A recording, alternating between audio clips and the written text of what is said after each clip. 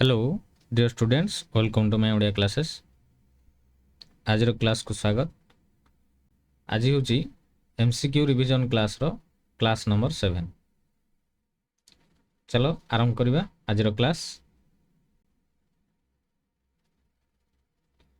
आरंभ करने पूर्व आमर गोटे एप्लिकेशन पिले रही जो थी कि +2 10th आउ हाई स्कूल स्टूडेंट मानक यहाँ स्वतंत्र बनई दे जाची।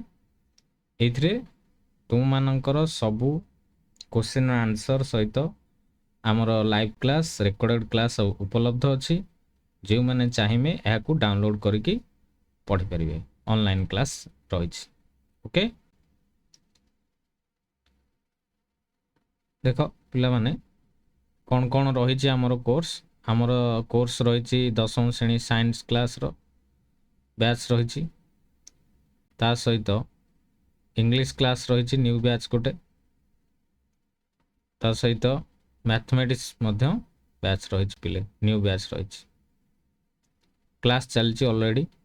कौन सी जदि क्वेरी थाए प्रॉब्लम थाए ताहले ये व्हाट्सएप नंबर रे मेसेज कर परिबो आउ कॉल मध्यम कर परिबो। ठीक अछि, आरंभ करी आज क्लास। लास्ट क्लास रो होमवर्क क्वेश्चन दिया जाइतिला। ए क्वेश्चन टी थिला रियो डी जेनेरियो बैठक केबे अनुष्ठित होइतिला। यार राइट आंसर हबो 1992, ऑप्शन नंबर क। ठीक अछि, चल आगु मैथमेटिक्स क्लास करिबा। फर्स्ट मैथमेटिक्स रे क्वेश्चन अछि a1x plus b1y is equal to 0, a2x plus b2y is equal to 0 सह समीकरण पाई केउंटी सत्य। ये जो क्वेश्चन टी मन रख पिले आमे चेक कर नवा a1 by a2 not equal to b1 by b2। एटा आमर आसीबा दरकार केते बेले जेते बेले समाधान संभव, सर्वदा समाधान संभव यही शर्त पालन करुथिबो। ओके, सर्वदा समाधान संभव। राइट आंसर हो पिले option number C. Next question को जीवा। क्वेश्चन टी अछि a1x plus b1y plus c1 is equal to 0, a2x plus b2y plus c2 is equal to 0।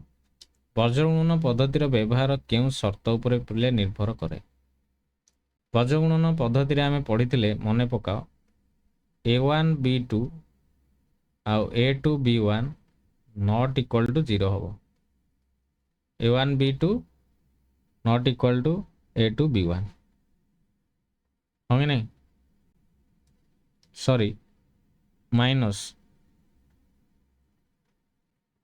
मझे माइनस बसईदेव गोटे रहा।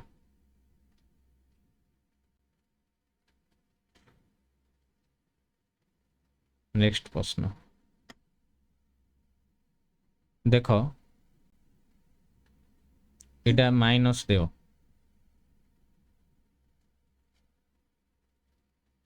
a1 b2 minus a2 b1 जोटा कि नॉट इक्वल टू 0 हो। मझीटा minus बस पिला a1 b2 minus a2 b1 not equal to 0। एटा option number A right answer हो। ओके, नेक्स्ट क्वेश्चन हो जीवा। निम्न समीकरण द्वय को बर्जगुणन प्रणाली समाधान कले y रो मान कहा संगे समान।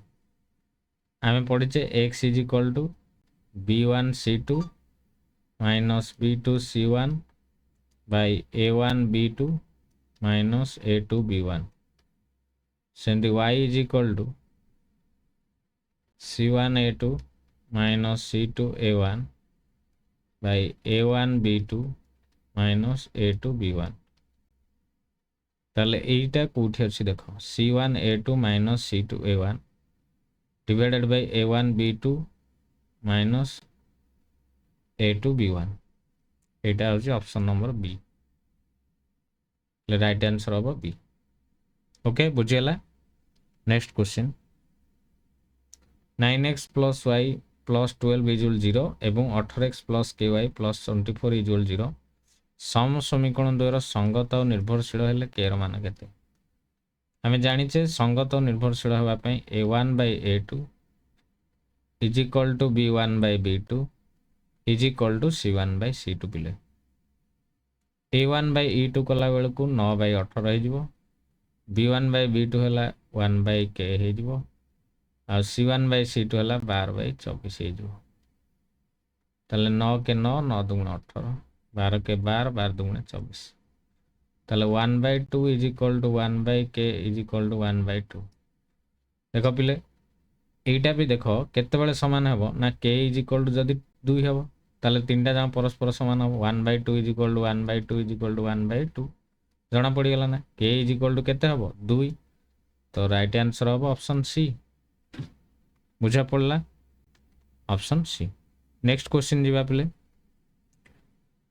3x plus 4y is equal to 10 2x minus 3y is equal to 3 समीकरण द्वय प्रतिकल्पन प्रणाली समाधान करने प्रथम सोपान कौन प्रथम सोपान कौन प्रथम समीकरण को द्वितीय समीकरण द्वारा गुणन करवा ना यहाँ भूल प्रथम समीकरण व्यवहार करी कौन सी एक अज्ञात राशि को अन्य एक अज्ञात राशि माध्यम प्रकाश करवा ठीक द्वितीय समीकरण व्यवहार करी कौन सी एक अज्ञात राशि को अन्य एक अज्ञात राशि माध्यम प्रकाश करवा ये भी ठीक तो दुईटा जाक हूँ कौन ए कि बी करवा जेकोसी भितर गोटे करवा ए कि बी करवा दुईटा जाक जेहेतु ठीक जहाँ करवा गोटे करवा कौन ओके ऑप्शन नंबर केते डी नेक्स्ट प्रश्न जा नेक्स्ट प्रश्न हूँ फिजिकल साइंस फिजिकल साइंस आम देखा ग्लुकोजर आम शरीर कोषगुड़ी मध्य ऑक्सीजन सहित रासायन प्रतिक्रिया करवा यह एक केउं प्रकार प्रतिक्रिया यह केउं प्रकार प्रतिक्रिया ग्लुकोज आम शरीर ताप उत्पादी प्रतिक्रिया फिर ऑप्शन ए ओके नेक्स्ट प्रश्न निम्नतम मध्य केउंटी रासायनिक प्रतिक्रिया नुहे तुम देखिए कहीदे पार महम को गरम कर तरल परिणत करा पुणी तरल महम हो ना आम पाखे तले हजम यहाँ हो पारनि महम जलिवा भौतिक एवं रासायनिक खाली जलिवा कही यहाँ भी हेनी कदली पाचिबा पाचिलू कदली हो पारनि यहाँ भी हेनी तेणु गरम कर तरल परिणत करा आ तरल गरम हो पारे हाँ कि नहीं यहाँ हूँ कौन रासायनिक प्रतिक्रिया नुहे महम जलिले पिले रासायनिक प्रतिक्रिया हम कहीं महम किसी क्षय हो option number A next ferrous sulphate स्फटिक जल अणु संख्या केते फेरस सल्फेट पिले फेरस सल्फेट स्फटिक जल अणु संख्या केते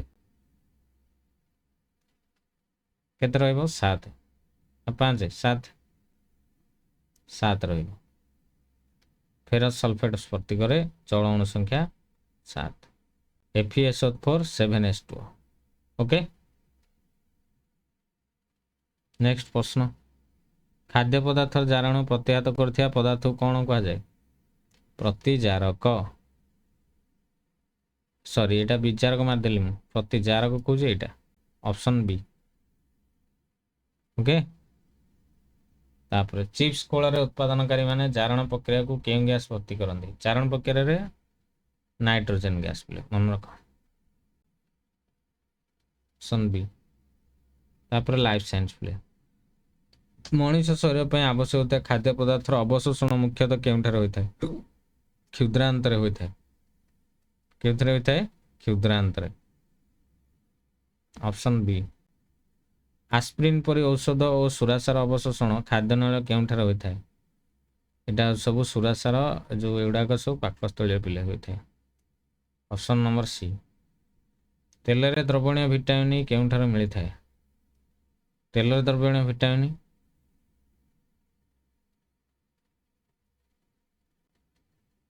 कौटा पनीपरिया फल ऑप्शन नंबर हो कौन बी उद्भिदजात तेल ମାନେ ତେଲରେ ଦ୍ରବଣୀୟ ଭିଟାମିନ୍ ଉଦ୍ଭିଦଜାତ ତେଲ ହିଁ ହବ। ଏସ୍ଚେରିଚିଆ କୋଲାଇ ଆମ ଅନ୍ତନଳୀରେ ରହି ଭିଟାମିନ୍ କେଉଁ ଭିଟାମିନ୍ ଶରୀର ପାଇଁ ପ୍ରସ୍ତୁତ କରିଥାଏ? Vitamin B12। ନେକ୍ସଟ, କେଉଁ ପରଜୀବୀ ଉଦ୍ଭିଦ ନୁହେଁ? ଏଇଟା ଇଷ୍ଟ ହେଉଛି ମୃତଜୀବୀ। ଇଷ୍ଟ ଏଇଟା ପରଜୀବୀ, ମାନେ ପରଜୀବ ଦିଗରେ କିନ୍ତୁ ଉଦ୍ଭିଦ ନୁହନ୍ତି। ନିର୍ମୂଳୀ ଲତା, ମଲାଙ୍ଗ, ରାଫ୍ଲେସିଆ ଏଡ଼ା ସବୁ ଉଦ୍ଭିଦ ନୁହନ୍ତି, ପରଜୀବୀ। ନେକ୍ସଟ, ଓକେ, ହୋମୱାର୍କ କ୍ୱେଶ୍ଚିନ୍ ଆଜିର ଦେଇଦେବା। କ'ଣ ହୋମୱାର୍କ କ୍ୱେଶ୍ଚିନ୍ଟି ଅଛି ଦେଖନ୍ତୁ। ସ୍ନେହସାର ଖାଦ୍ୟକୁ ଫ୍ୟାଟି ଏସିଡ୍ ଓ ଗ୍ଲିସେରଲ୍ରେ ପରିଣତ କରୁଥିବା ଏନ୍ଜାଇମ୍ର ନାମ କ'ଣ? ଏମାଇଲେଜ୍ ହେବ ନା ପ୍ରୋଟିଏଜ୍ ହେବ, ଲାଇପେଜ୍ ନା ପେପ୍ସିନ୍ ହେବ? ଏଇଟା ମୋତେ କାଲି ଜଣେଇବ କମେଣ୍ଟ ବକ୍ସରେ। ଓକେ,